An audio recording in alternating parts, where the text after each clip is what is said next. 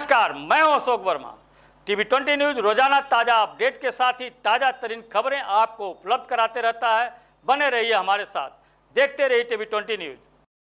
वाराणसी से खबर है, जहां उत्तर प्रदेश आगामी विधानसभा निर्वाचन 2022 को शांतिपूर्ण संपन्न कराए जाने हेतु पुलिस महानिरीक्षक वाराणसी द्वारा अपर पुलिस अधीक्षक ग्रामीण के कुशल निर्देशन में आज जिलाधिकारी पिंडरा के नेतृत्व में थाना प्रभारी चोलापुर द्वारा थाना स्थानीय की समस्त पुलिस टीम एवं पैरामिलिट्री फोर्स के साथ व थानाध्यक्ष सिधौरा द्वारा थाना स्थानीय की समस्त पुलिस टीम एवं पीएसी बल के साथ तथा क्षेत्राधिकारी सदर के नेतृत्व में थाना प्रभारी जनसा द्वारा थाना स्थानीय की समस्त पुलिस टीम एवं पैरामिलिट्री फोर्स के साथ व थानाध्यक्ष लोहदा द्वारा थाना स्थानीय की समस्त पुलिस टीम एवं पीएसी बल के साथ फ्लैग मार्च किया गया। आजमगढ़ में जिलाधिकारी अमृत त्रिपाठी ने आज राहुल प्रेक्षागृह में आगामी 23 जनवरी 2022 को आयोजित होने वाले उत्तर प्रदेश शिक्षक पात्रता परीक्षा यूपीटीईटी के लिए आयोजित प्रशिक्षण कार्यक्रम में अधिकारियों को निर्देश दिया कि आज और कल की दिनांक में सभी एसडीएम सीईओ सभी परीक्षा केंद्रों को चेक कर सभी आवश्यक व्यवस्थाओं को कराना सुनिश्चित करें। उन्होंने निर्देश दिया कि सभी परीक्षा केंद्रों पर सीसीटीवी कैमरे प्रवेश द्वार में परीक्षा कक्ष तथा प्रत्येक दशा में चालू हालत में होना चाहिए। जिलाधिकारी ने कहा कि मौसम खराब होने के कारण प्रश्न पत्रों को निर्धारित समय से आधा घंटा पहले प्राप्त कर परीक्षा केंद्रों पर पहुंचाना सुनिश्चित करें। जिलाधिकारी ने निर्देश दिया कि कोई भी परीक्षार्थी किसी भी दशा में मोबाइल फोन अथवा किसी भी प्रकार के इलेक्ट्रॉनिक गैजेट परीक्षा कक्ष में न ले जा पाए। उन्होंने कहा कि सभी परीक्षार्थियों के बैग एवं अन्य सामानों को केंद्र व्यवस्थापक सुरक्षित रखने की व्यवस्था सुनिश्चित करें। आजमगढ़ शहर के बड़ा गणेश मंदिर पर आस्था का जनसैलाब उमड़ा। गणेश चतुर्थी पर व्रती महिलाओं ने परिवार की सुख समृद्धि की कामना की। बता दें कि शहर के लाल डिग्गी स्थित बड़ा गणेश मंदिर पर शुक्रवार को गणेश चतुर्थी पर श्रद्धालुओं की भीड़ रही। उन लोगों ने दर्शन पूजन एवं कर सुख समृद्धि की कामना की। भगवान गणेश की प्रतिमा का भव्य श्रृंगार किया गया था। सुबह से ही लोग दर्शन पूजन कर रहे थे। दर्शन पूजन के लिए श्रद्धालुओं की लंबी कतार लगी रही। मंदिर परिसर में पूरे दिन प्रसाद का वितरण भी किया गया। बता दें कि माघ माह की संकष्टी चतुर्थी पर शुक्रवार को भगवान गणेश का विधि विधान से लोगों ने पूजन किया। व्रती लोग सुबह से उठकर स्नान करने के बाद भगवान गणेश की प्रतिमा का स्नान कराया। इसके बाद लोगों ने विधि विधान से पूजा अर्चना की। नगर के बड़ा गणेश मंदिर पर सुबह से ही श्रद्धालुओं की भीड़ थी। मंदिर की ओर से पूजा पाठ की विशेष व्यवस्था की गई थी। भगवान गणेश की प्रतिमा को आकर्षक ढंग से सजाया गया था। दर्शन पूजन के लिए मंदिर में महिलाओं की लंबी कतार लगी रही। मेरा नाम महंत राजेश है। मैं इस मंदिर का महंत हूँ। यह देश के सर्वाधिक प्राचीन गणपति मंदिरों में से एक है। मुझे सौभाग्य है कि मैं इस समय इनकी सेवा में लगा हूँ। सर, इस मंदिर की क्या विशेषताएं हैं? क्या भगवान गणेश जी की अपने आप में ही धर्म के अंदर क्या है वो तो सभी जानते हैं। और इस मंदिर के विषय में मैं यही कह सकता हूँ कि ये त्रेता काल का, ये लोक कथाओं में कहा जाता है कि त्रेता काल का मंदिर है। और इस मंदिर की स्थापना स्वयं भगवान राम ने की थी। प्रथम रात्रि निवास किया था वनगमन के समय। तो जब भगवान राम का हाथ लग गया तो अपने आप में इस मंदिर की क्या पौराणिकता सिद्ध करने की आवश्यकता है। आज के पर्व के पीछे गाथा क्या है?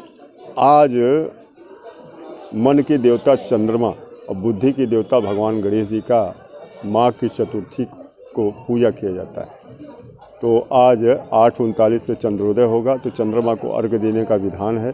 अर्घ्य दे करके भगवान गणेश जी की पूजा हमारी माताएं, हिंदू धर्म में माताएं बहनें करती हैं, जिसे परिवार में सुख शांति रहे, संपन्नता रहे। तो ये रहता है इस व्रत का यही। और आज के ही दिन ऐसा माना जाता है कि भगवान जो अजन्मे भगवान हैं, जिनका जन्म ही नहीं होता, उनका प्राकट्य आज के दिन माघ की चतुर्थी को हुआ था।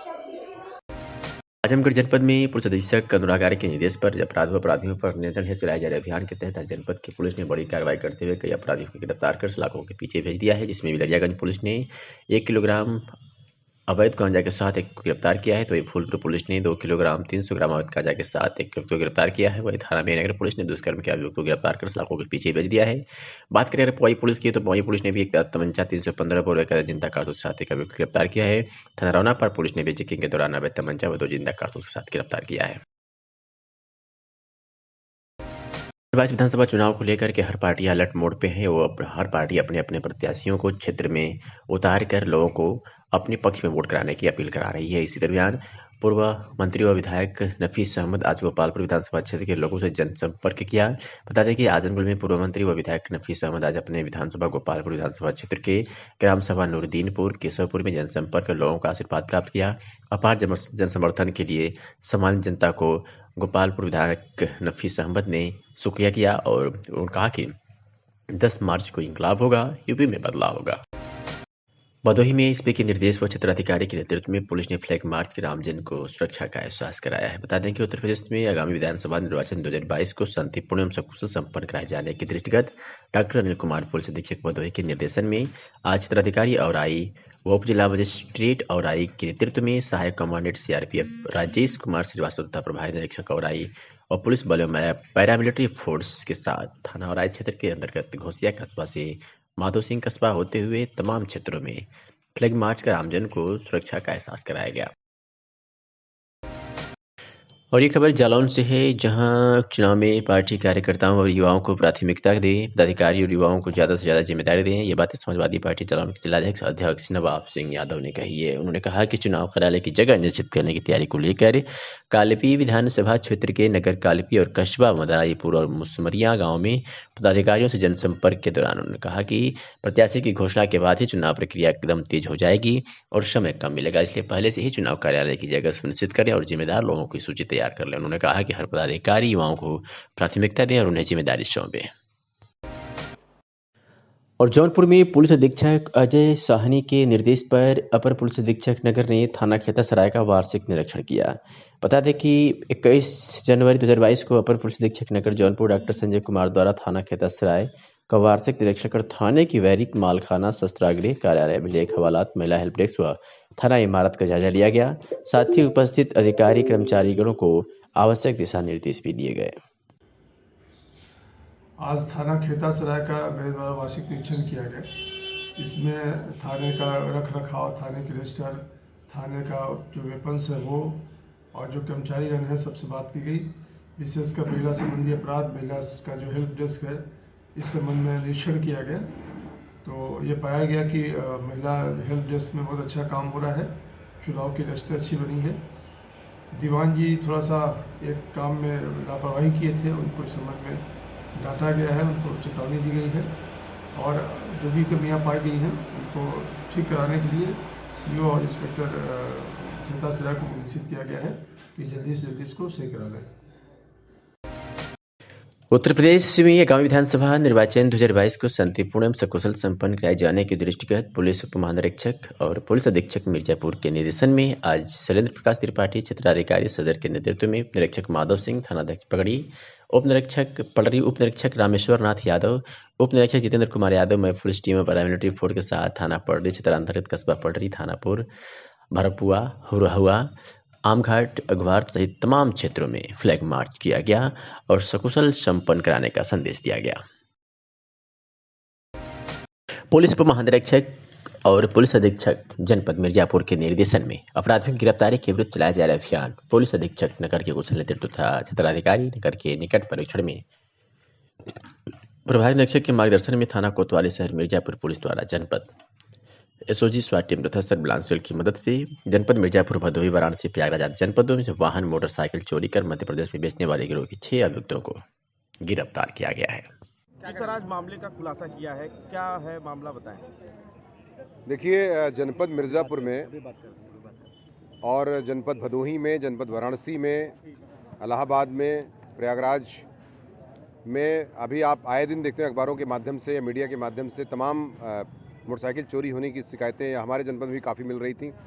इस पर पुलिस उप महानिरीक्षक महोदय और वरिष्ठ पुलिस अधीक्षक महोदय और हम लोग सभी इसमें निर्देशानुसार कार्य कर रहे थे। कार्य करते हुए हमें विभिन्न प्रकार की सूचनाएं और हम तमाम अपने सिस्टम से काम कर रहे थे। उस सिस्टम के तहत हमें कुछ सूचनाएं मिलती हैं जिसके आधार पर हमने 6 मुलजिमों को गिरफ्तार किया है, जिसमें कुछ मध्य प्रदेश के भी रहने वाले हैं, रीवा के, और हनुमाना, डमनगंज और इलाहाबाद, कोरांव के भी रहने वाले हैं। तो इस प्रकार से हमने 6 लोगों को पकड़ा है, बाकी 2-4 लोग वांछित भी इसमें हैं। हम 12 गाड़ियों को बरामद किए हैं, 2 4 पहिया गाड़ियाँ हैं, 10 2 पहिया गाड़ियाँ हैं। एक बड़ी उपलब्धि है पुलिस के लिए। और इस परिदृश्य में जो पूछताछ से सामने आया है कि ये लोग पिकअप से चलते थे और इनके पास चाबियों का गुच्छा हुआ करता था। जिस भी गाड़ी में चाबियां लग जाती थी उन गाड़ियों को उठा लेते थे, पिकअप पर लाते थे और कभी कभी गाड़ियों को चलाकर भी ले जाते थे। और 2 गाड़ियां अब तक बेची गई थी, जिनके संबंध में उनकी बरामदगी हो गई है और मुलजिमों को गिरफ्तार भी कर लिया गया है।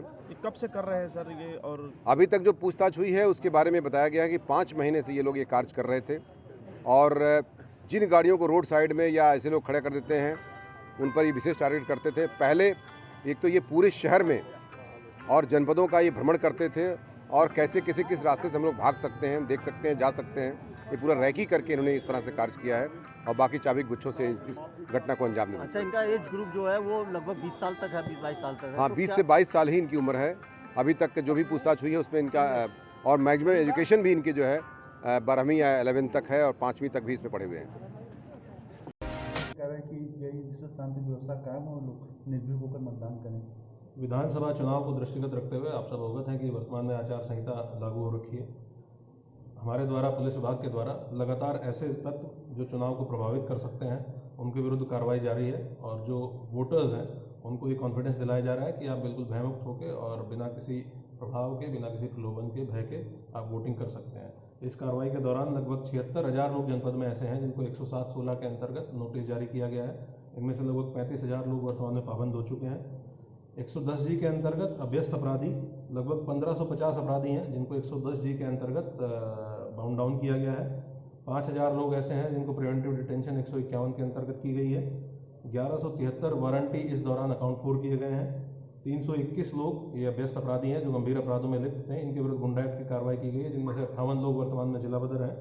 8 मुकदमों में 39 अपराधियों के विरुद्ध जो गंभीर अपराध में शामिल थे, ऐसे 39 अपराधियों के विरुद्ध गैंगस्टर एक्ट की कार्रवाई पुलिस के द्वारा की गई है। 11,000 लाइसेंसी शस्त्र वर्तमान में जमा कराए जा चुके हैं, जो लगभग 75% लाइसेंसी शस्त्र हैं जनपद के, वो वर्तमान में थानों पे या दुकानों पे जमा कराए जा चुके हैं। 7,000 लीटर लगभग अवैध शराब की बरामदगी हुई है, जिसमें 200 से ऊपर अभियुक्त शामिल हैं जिनको गिरफ्तार किया गया। इसी प्रकार से 105 अवैध शस्त्र बरामद हुए हैं, इसमें भी जितने भी अपराधी हैं इनको जेल भेजा गया। 18,000 पोस्टर इत्यादि जो आचार संहिता के अंतर्गत आप लगा नहीं सकते हैं, ये सब पोस्टर हटवाए गए हैं। 100 से ऊपर वाहनों से होटर हटवाए गए हैं, इनके विरुद्ध कार्रवाई की गई है। हम लोगों ने लगभग अभी 24 मुकदमे ऐसे दर्ज कराए हैं जो आचार संहिता के उल्लंघन से संबंधित है। इसके साथ साथ जो वाहन चेकिंग हम लोगों की लगातार चलती है उसमें 21,000 वाहनों का चालान किया गया है और लगभग 755 वाहन सीज किए गए हैं जो नियम विरुद्ध कार्रवाई इनके जो नियम विरुद्ध चल रहे थे इनके खिलाफ कार्रवाई की गई और 40 लाख का समन शुल्क पुलिस के द्वारा अभी तक वसूला गया।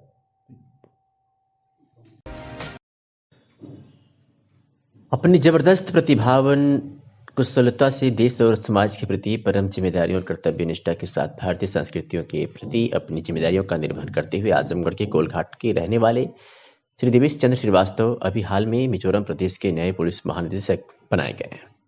ये आजमगढ़ पूर्वांचल ही नहीं पूरे देश के लिए गौरव का विषय है। ये बात अरविंद चितरांस ने कही। उन्होंने कहा कि पूर्वांचल के जाने माने प्रमुख समाजसेवी और सांस्कृतिक कर्मी अरविंद चितरांस ने कहा कि IPS श्री देवेश चंद्र श्रीवास्तव मिजोरम राज्य के पुलिस महानिदेशक बनाए जाने के पूर्वी दिल्ली पुलिस की आर्थिक अपराध शाखा में विशेष आयुक्त के पद पर तैनात है। इसके अतिरिक्त उन्होंने दिल्ली पुलिस में संयुक्त पुलिस आयुक्त, दक्षिणी संयुक्त आयुक्त, लाइसेंसिंग सहित इंटेलिजेंस ब्यूरो एवं ONGC में अपनी महत्वपूर्ण सेवाएं दी है। क्या कुछ कहा अरविंद चितरांस ने, सुनिए। आज आजमगढ़ के लिए ऐतिहासिक पल है, गौरव का विषय है। आजमगढ़ कोलघाट के रहने वाले आदरणीय श्री देवेश चंद्र श्रीवास्तव IPS को मिजोरम राज्य का नया DGP पुलिस महानिदेशक बनाया गया। यह आजमगढ़ ही नहीं, पूर्वांचल ही नहीं, पूरे देश के लिए गौरव का विषय है। आपकी अपनी अलग ही कुशल क्षमता और प्रतिभा है। आपका नेतृत्व बहुत ही जबरदस्त है। आप भारतीय लोक संस्कृति से ओतप्रोत हैं। आपका समर्पण देश के प्रति, समाज के प्रति बहुत ही अनूठा है। आप सदियों तक जाने जाएंगे। धन्यवाद। आजमगढ़ से खबर है, जहां उत्तर प्रदेश विधानसभा चुनाव के मद्देनजर कोविड-19 महामारी के प्रति भी पुलिस काफी सख्त है और उसके नियमों का जो उल्लंघन कर रहा है उसके खिलाफ कार्रवाई कर रही है। आज इसी क्रम में महनाजपुर पुलिस ने पुलिस अधीक्षक अनुराग आर्य के निर्देश पर कोविड-19 महामारी के दिए गए दिशा निर्देशों का उल्लंघन करने पर 11 व्यक्तियों के विरुद्ध महामारी एक्ट के तहत कार्रवाई की गई है। मामले में क्या कुछ कहा पुलिस अधीक्षक को आजमगढ़ ने, सुनिए। थाना महनाजपुर अंतर्गत ग्राम सिधौना में जानकारी पुलिस को प्राप्त हुई कि एक क्रिकेट टूर्नामेंट का आयोजन किया जा रहा है जो बिना किसी अनुमति के और कोरोना गाइडलाइंस और आचार संहिता के उल्लंघन में आयोजन इसका किया जा रहा है। थाना प्रभारी महनाजपुर को इसकी जांच ली गई। जांच उपरांत ये पाया गया कि ये आरोप बिल्कुल सही है। इस जांच के उपरांत इनके विरुद्ध मुकदमा अपराध संख्या 14/22 धारा 188 269 आईपीसी और 3 महामारी एक्ट 11 लोगों के विरुद्ध पंजीकृत किया गया है, जिसमें उद्धव उर्फ सोनू सिंह, हैप्पी सिंह, जयनारायण चौहान, रिंकू चौहान, इनके अतिरिक्त 7 लोग और नामजद हैं। पूरे जनपद में इस प्रकार के 4 प्रकरण पाए गए जहां पे बिना अनुमति के क्रिकेट टूर्नामेंट का आयोजन किया जा रहा था और कोरोना गाइडलाइंस का उल्लंघन किया जा रहा था। इन चारों प्रकरणों में मुकदमे पंजीकृत किए गए हैं, गिरफ्तारियां की गई हैं और मीडिया के माध्यम से मेरा अनुरोध है जनपद वासियों से कि कोई भी इस प्रकार का आयोजन बिना अनुमति के ना करें और जो कोविड की गाइडलाइंस हैं उनका पूर्णतः पालन करें। अगर कोई ऐसा करेगा तो पुलिस उसके विरुद्ध कठोर कार्रवाई करेगी। आजमगढ़ से खबर है, जहां 346 विधानसभा मुबारकपुर आजमगढ़ की ग्राम पंचायत सिकठी शाह मोहम्मदपुर के प्रधान रफीक अहमद उर्फ मिस्टर ने आज AIM पार्टी मुख्यालय लखनऊ पहुंचकर AIM प्रदेश अध्यक्ष जनाब शौकत अली साहब से मुलाकात किया और 346 मुबारकपुर विधानसभा सीट से आवेदन किया और मौके पर मुख्य रूप से मौजूद रहे हुसैन अहमद अंसारी विधानसभा यूथ प्रमुख महासचिव और जमाल अशरफ साहब विधानसभा यूथ महासचिव। बलरामपुर जनपद में पचपड़वा विकासखंड के गांव हरैया चंद्रसी के ग्रामीणों ने ग्राम प्रधान पर तरह तरह के आरोप लगाते हुए कहा है कि चुनाव जीतने के बाद ग्राम प्रधान पूरी तरह से भ्रष्टाचार में लिप्त हो गई हैं। खुद ग्राम प्रधान से कोई मतलब नहीं होता, उनका सारा काम प्रतिनिधि के तौर पर उनके बेटे देख रहे हैं। ग्रामीणों ने बताया कि गाँव के अंदर गंदगी का साम्राज्य है, लेकिन दवा छिड़काव, लाभ चलाने, हैंडपंप मरम्मत आदि के नाम पर विभिन्न मदों में फर्जी बिल वाउचर के सहारे अधिकारियों की मिलीभगत से बड़े पैमाने पर सरकारी धन लूटने में व्यस्त है। ग्रामीणों ने बताया कि इस समय गाँव के अंदर उनके द्वारा मानक विहीन सीसी रोड का निर्माण लाखों का सरकारी धन गोलमाल किया जा रहा है। सोले के ऊपर पीले ईंट की गिट्टी डालकर ऊपर से मात्र 1.5 से 2 इंच गिट्टी का लेप चढ़ाकर विभागीय की जेई की गैर मौजूदगी में ही मानकों की धज्जियां उड़ाते हुए सीसी रोड का निर्माण कराया जा रहा है। ग्रामीणों से हमारे संवाददाता बिंदेश्वरी पांडे ने बात की और प्रधान गिरिजेश पांडे पूर्व प्रधान से भी सुनिए। क्या कहना चाहते हैं आप? ये रोड के लिए बता रहा हूँ कि रोड एकदम खराब बन रहा है हमारे यहाँ, और वो भी भामर के बालू से बन रहा है, मिस्कट और मोरंग कुछ डाले नहीं जा रहा है, मतलब मानक विहीन बनाया जा रहा है एकदम। आप क्या कहेंगे?